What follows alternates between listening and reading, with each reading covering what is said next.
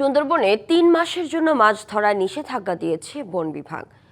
বনের জীববৈচিত্র্য সংরক্ষণে উদ্যোগ নেওয়া হলেও বিপাকে পড়েছেন বনজীবীরা।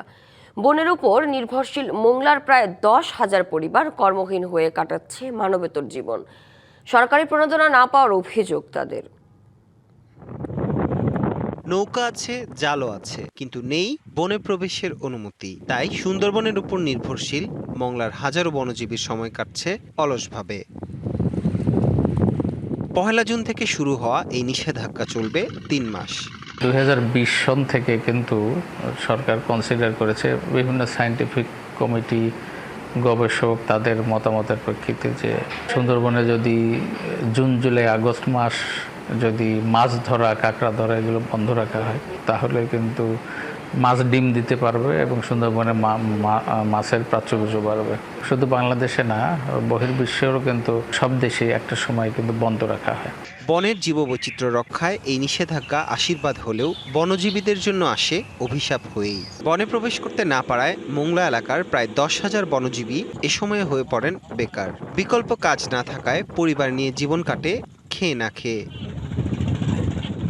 যদিও এই সময়ে সরকারিভাবে খাদ্য সহায়তা দেওয়ার কথা, তবে মাস পেরুলেও তা না পাওয়ার অভিযোগ অনেকের। বন্ধর পরে কোনো চাল ডাল, কোনো সরকারি কোনো অনুদান পাইনি আমরা। সরকারের কাছে আমাদের দাবি থাকে, এই বন্ধর সময় আমরা এইটুখানি দাবি রাখি যে আমাদের জন্য কিছু সাহায্য সম্মতি করে। Spanish digital print tiles, ATI tiles, এক টাইলসে জীবন পার। বয়স 65 বছর, মানে 65 পার হয়ে 66তে পড়েছি।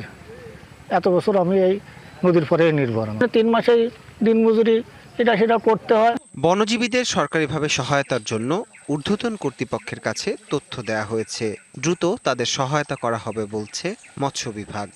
নিবন্ধিত এবং অনিবন্ধিত সবকিছু মিলে প্রায় 10,000 মতো জেলে আছে, যারা আমাদের সুন্দরবন সংলগ্ন নদী এবং সামুদ্রিক এরিয়াতে মৎস্য আহরণের সাথে জড়িত আছে। ক্রাইটেরিয়ার বেসিসে আমরা মূলত তালিকা প্রণয়ন করে আমরা চাউল দেওয়ার ব্যবস্থা করব।